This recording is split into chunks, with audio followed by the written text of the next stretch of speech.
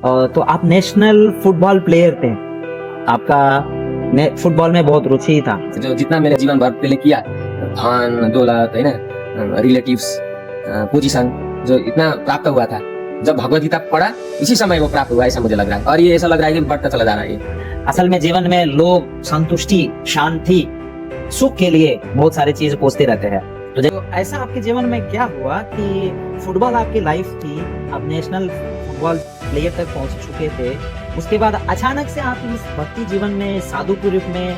देखिए, हम बहुत ही संसार में देखते हैं जन्म मृत्यु जरा व्याधि, इससे परे है हमारा आइडेंटिटी, दिव्य है। तब ये चीज में पढ़ा गीता में, तब मुझे थोड़ा छू लिया। 4 धाम यात्रा करने के बाद आपका यात्रा पूर्ण नहीं हुआ, जब तक आप नेपाल में नहीं जाएंगे, नेपाल में पशुपतिनाथ क्षेत्र दर्शन नहीं करेंगे। शांति, इस तरह की चीजें प्राप्त होती है आपको? ना कि कभी लगता है कि नहीं, कुछ दिन के बाद फिर से हम चला गए फिर से नेशनल फुटबॉल प्लेयर। हरे कृष्णा। तो मैं हूं आपके सोमापति गौरांग दास, IYF श्रीराम मायापुर से। तो आज हम लोग एक बहुत अच्छा वक्त नेपाल के रहने वाले मुकुंद परमेश्वर प्रभु जी के साथ है। तो हम लोग आज प्रभु जी के बारे में कुछ जानने का कोशिश करेंगे। हरे कृष्णा। हरे कृष्णा, हरे कृष्णा, हरे कृष्णा। ओके मुकुंद प्रभु जी, यस प्रभु। आप कैसे हैं? मैं बहुत अच्छा हूँ। नेपाली में इसको बोलना है तो म सन्चै छु, म एकदम सन्चै छु, धेरै सन्चै छु। और सन्चै छु। ओके, तो हम आज आपके साथ में हैं और हमारे सारे IYF के भक्त लोग कृष्ण कॉन्शियसनेस के कुछ भक्त लोग के बारे में जानना चाहते हैं कि कैसे ये लोग भक्ति में आए हैं और इनके पिछला जीवन का कहानी कैसे रहा। तो आज हम आपसे जानना चाहेंगे कि आप थोड़ा सा कुछ बताइए आपके बारे में कि आप भक्ति में कैसे आए। एक बार मुझे जो श्रीमद् भगवत गीता है, जो इस्कॉन का फाउंडर आचार्य हिज डिवाइन ग्रेस श्री भक्ति वेदांत स्वामी श्रील प्रभुपाद जी द्वारा किया गया है तात्पर्य, तो Bhagavad Gita as it is, वो पहली बार मुझे पढ़ने का अवसर मिला। पहली बार जब मैं नेपाल में था, नेपाल का राजधानी है, कैपिटल सिटी वो काठमांडू है। जब मैं वहाँ रहता था काठमांडू में, तब कुछ भक्त ने, अथवा वो ब्रदर था मेरा, वो उसके माध्यम से वो Bhagavad Gita as it is मुझे प्राप्त हुआ। और उसको अध्ययन के वजह से मैं ये इस्कॉन के बारे में, इसके बारे में पता चला। जी, तो आप श्रीमद् भगवत गीता प्रभुपाद जी के लिखित श्रीमद् भगवत गीता यथाजथ, ये नेपाल में भी ऐसे ही बोलते हैं आप लोग? भगवत गीता यथाजथ नेपाली में बोलते हैं श्रीमद् भगवत गीता यथारूप। यथारूप। ओके, हिंदी में भी हम लोग वही बोलते हैं, यथारूप। ओके, तो आप भगवत गीता द्वारा हमारे इस्कॉन में जुड़े हैं। ठीक है, तो अभी हम आपके बारे में जानना चाहेंगे कि आप भक्ति में आने से पहले तो क्या किया करते थे? बहुत अच्छा प्रश्न पूछा प्रभु आपने। प्रश्न अच्छा है। बचपन से ही मेरा स्पोर्ट जो खेलकूद होता है उसमें रुचि था, और स्पेशली फुटबॉल में।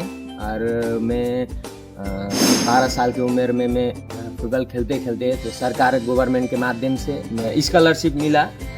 उसके बाद मैं 12 साल के बाद मैं फुटबॉल मतलब खेलकूद लाइफ में मैंने जीवन समर्पित किया।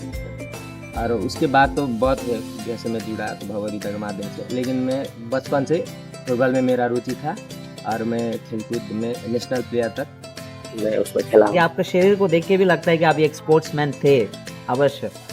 तो आप नेशनल फुटबॉल प्लेयर थे, आपका फुटबॉल में बहुत रुचि था, तो उसमें आप बहुत सारे गोल्स भी मारते होंगे। गोल्स तो मैं ऐसा होता है फुटबॉल में, एक होता है डिफेंस होता है, एक मिडफील्ड होता है और एक स्ट्राइकर होता है। जो स्ट्राइकर है वो आगे खेलता है, मतलब गोल मारने के लिए। मिडफील्ड है उसको सपोर्ट करता है ना। और उसके बाद डिफेंस होता है जो प्रोटेक्ट करता है, डिफेंड करता है। और मैं मिडफील्डर से खेलता था, तो मिडफील्ड बीच से खेलता था। और कभी कभी होता था एक्चुअली हम सपोर्ट करते जो स्ट्राइकर को वो गोल मारे। और डिफेंस, मिडफील्ड, कभी कभी सामान्य गेम में, मतलब बाहर के गेम में, फुटबॉल में, इसमें स्ट्राइकर भी खेलता है। गोल तो अवश्य होता है। तो ऐसा आपके जीवन में क्या हुआ कि फुटबॉल आपकी लाइफ थी, आप नेशनल फुटबॉल प्लेयर तक पहुंच चुके थे, उसके बाद अचानक से आप इस भक्ति जीवन में, साधु के रूप में आप परिवर्तन हो चुके हैं और फुटबॉल आपको जो कि आपके लाइफ था उसको आप छोड़ दिए हैं। ऐसा आपको क्या हुआ आपके साथ में कि आप जीवन आप भगवान के भक्ति में आप पूरा समर्पण कर चुके हैं। स्पेशली जो प्रभुपाद जी का तो भगवत गीता में वो तात्पर्य है।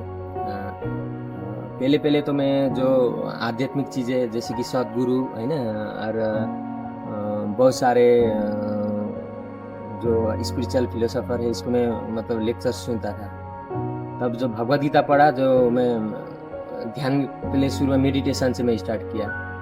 मतलब अल्टीमेट क्या है इसका, है ना, इसका बेनिफिट क्या है, मतलब योगा मतलब इससे क्या प्राप्ति होता है, गोल क्या है, ये पता नहीं था। जब भगवत गीता पढ़ा तब मुझे जो भगवत गीता भगवान श्री कृष्ण बोला देहिनो अस्मिन् यथा दे, ये श्लोक जो आत्मा और परमात्मा में, पहले मैं सोचता था कि ये शरीर में है। जब गीता पढ़ा तो मुझे पता चला कि ये शरीर में नहीं हूँ, मैं तो नित्य शाश्वत आत्मा हूँ और मेरा आइडेंटिटी परमानेंट है, टेम्पोररी नहीं है, जो कि हम भौतिक संसार में देखते हैं, जन्म मृत्यु जरा व्याधि, इससे परे है हमारा आइडेंटिटी, दिव्य है। तब ये चीज मैं पढ़ा गीता में, तब मुझे थोड़ा छू लिया।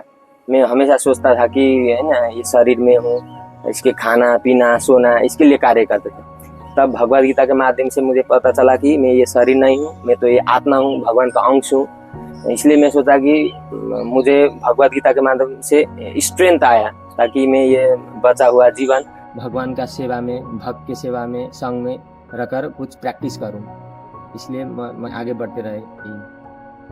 अच्छा, तो अभी आप कुछ ऐसा बोलिए कि हम नेपाली भाषा के बारे में सुने हैं लेकिन नेपाली भाषा कभी सुने नहीं हैं, तो आप कुछ ऐसा बोलिए आपके भाषा में कि हम लोग, हमारे जो साथ में हमारे जो भक्त लोग हैं उन लोग को भी थोड़ा सुनाइए आपके भाषा थोड़ा सा। नमस्ते, कस्तो हुनुहुन्छ, सन्चै हुनुहुन्छ? आउनुहोस् नेपाल पनि घुम्नुहोस्। दिव्य स्थानहरू छन् त्यहाँ घुम्नका लागि। 4 धाम छन्, बराह क्षेत्र हैन, ऋषिकेश क्षेत्र, और श्री पशुपतिनाथजी हुनुहुन्छ, मुक्तिनाथ हुनुहुन्छ। यो दिव्य स्थानमा जो पुण्यभूमि हो नेपाल पनि, त्यहाँ पनि अवश्य आउनु होला। त्यहाँ मतलब एउटा आशीर्वाद प्राप्त गर्न सकिन्छ त्यहाँ आएर पनि। अझ धेरै भगवान के बारे में जान्न सकिन्छ। अब स्पिरिचुअली नेचर पनि एकदम ब्युटिफुल छ, और आध्यात्मिक जीवनको लागि प्र्याक्टिस गर्नको लागि धेरै सरल छ त्यहाँ।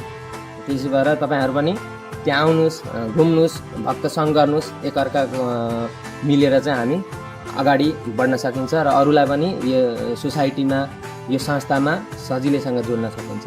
हरे कृष्ण। जहाँ तक मुझे लगता है कि प्रभु जी आप बोल रहे हैं कि आपके जगह पे आने के लिए और कुछ 4 क्षेत्र हैं वहाँ दर्शन करने के लिए, तो भगवान का कृपा प्राप्त करना। तो क्या है क्षेत्र का नाम बोले फिर से आप एक बार हिंदी में बोलिए। मतलब 4, जैसे कि यहाँ इंडिया में है 4 धाम, इसी तरह नेपाल में भी 4 धाम है। एक है बराह क्षेत्र, जो हम बराह क्षेत्र के बारे में, जो नेपाल में है बराह क्षेत्र, उसमें भागवत में भी आता है। वो बहुत इंडिया से जो टूरिज्म है वो घूमने के लिए बराह क्षेत्र में बहुत लोग आते हैं क्षेत्र। और एक है मुक्तिनाथ, मुक्तिनाथ है, वहाँ है भगवान विष्णु है। एक बार क्या हुआ था, सब डेमीगॉड देवी देवता है भगवान विष्णु के पास वैकुंठ मिलने के लिए गए थे, लेकिन भगवान विष्णु का दर्शन नहीं हुआ, विष्णु भगवान नहीं थे उधर। तो सब चकित हो गए कि भगवान विष्णु कहाँ गए। वो ढूंढने लगे इधर उधर, कोई नहीं मिल रहा है, क्योंकि ऐसा बोला गया है कि एक बार ऐसा स्थिति था पहले, तो भगवान विष्णु ये भौतिक संसार के लोग को देखकर, जीव को देखकर, वो उसमें उसके मन में दया आया, दुख हुआ, कितना जन्म मृत्यु के चंगाल में फंसे हैं, बंधन में पड़े हैं, है ना, इतना पाप कर्म में फंसे हैं। हमारा दुख देख के भगवान विष्णु को इतना वैराग्य आया, मैं जीव के लिए कुछ कर सकूं, इसलिए वो तपस्या करने के लिए वो स्थान में गए थे जहाँ मुक्ति क्षेत्र बोलते हैं। मुक्ति स्थान में मतलब हिमालयन साइड में है, उधर जाके वो ध्यान कर रहे थे।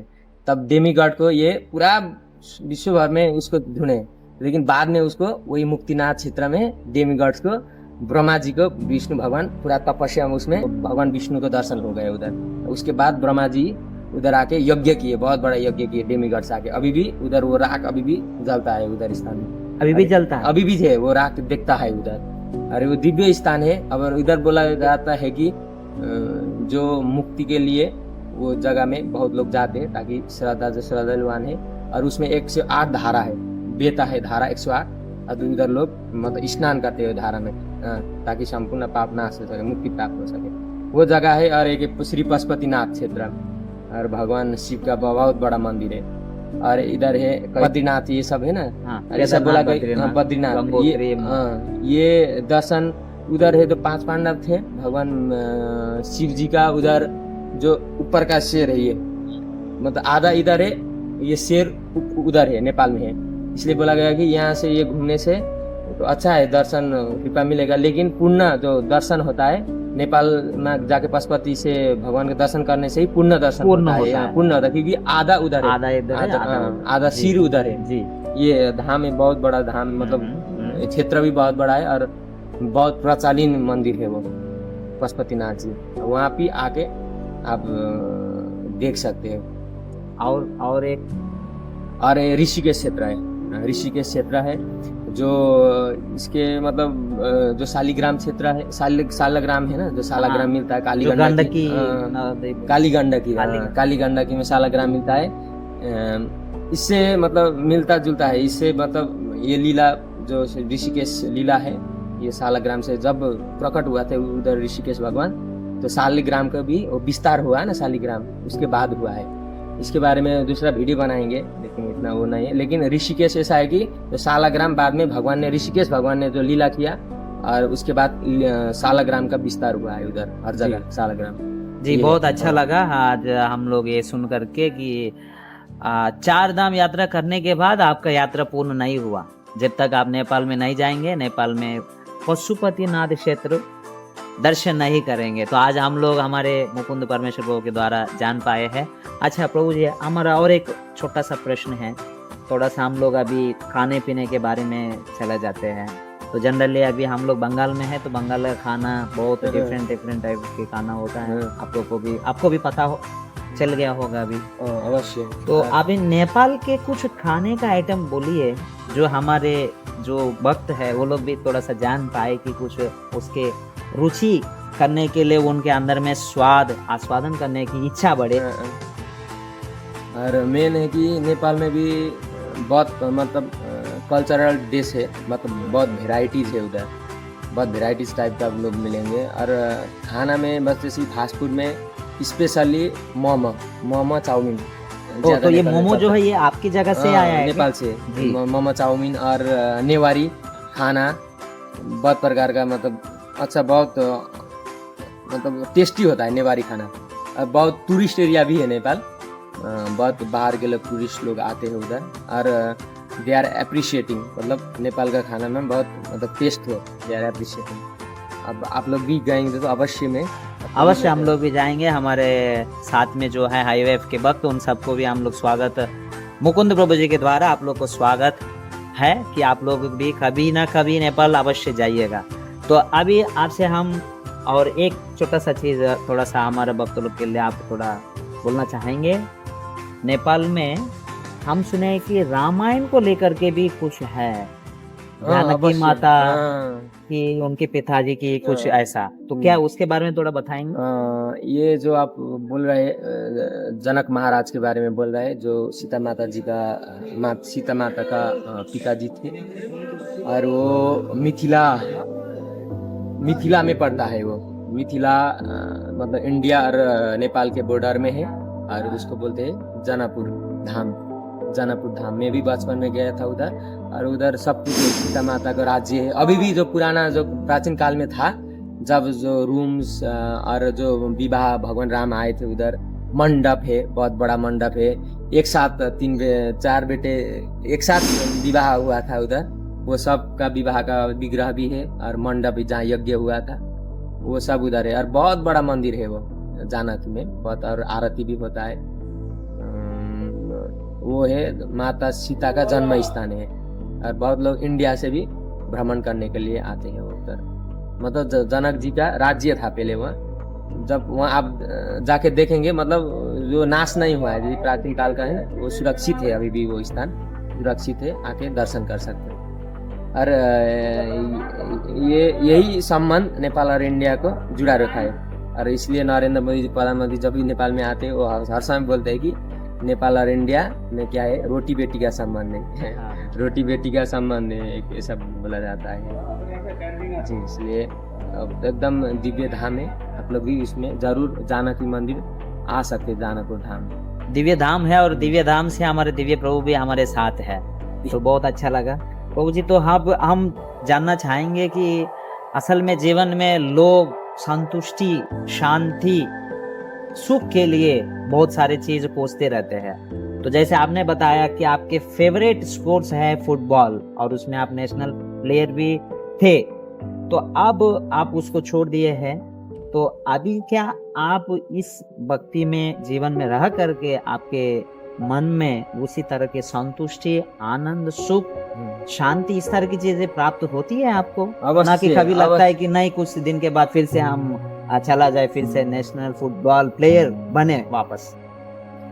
अभी तो ऐसा लग रहा है कि सब कुछ प्राप्त हुआ है, मतलब जीवन में जो संतुष्टि है, जो जितना मैंने जीवन भर पहले किया, धन दौलत है ना, रिलेटिव्स, पोजीशन, जो इतना प्राप्त हुआ था, जब भगवत गीता पढ़ा इसी समय वो प्राप्त हुआ, ऐसा मुझे लग रहा है। और ये ऐसा लग रहा है कि बढ़ता चला जा रहा है, ये ऐसा है ये संतुष्टि, क्योंकि ये भगवान से हमारा जो संबंध है, जो भगवान ने गीता में बोला हुआ है, ये चीज़ को आप पालन करेंगे आपके जीवन में तो अवश्य ये बढ़ता चला जाता है। और आप ये ऐसा नहीं है कि कुछ बनावट है अथवा फेक है, ऐसा नहीं है, ये प्रैक्टिकल है, ये प्रामाणिक है। और जितना आप ये भगवत ज्ञान को अपने जीवन में अपनाएंगे, भगवत गीता अध्ययन करेंगे, तो खुद को अनुभूति होता है। जब मैंने पढ़ा ये मुझे अनुभूति हुआ, तब मैं ये चीज़ जो भौतिक चीज़ है इसको मैं छोड़ पाया। नहीं तो आज का समय में देखिए सब इसके पीछे भाग रहे हैं ना, ऐसे छोड़ के आना तो कितना दिन तक दिखाएंगे। लेकिन ये काम करता है, प्रैक्टिकल है। अब अवश्य आपके पास भगवत गीता नहीं है तो भगवत गीता, अब इस्कॉन तो सब लोग जानते हैं, और भगवत गीता क्या है कि ऑनलाइन के मार्फत भी भगवत गीता मिलता है अभी के समय में। इंडिया में हो और नेपाल में हो, जहाँ भी इस्कॉन से कांटेक्ट करिए, अथवा प्रभु लोग आप लोग कांटेक्ट भी रख सकते हो इसमें।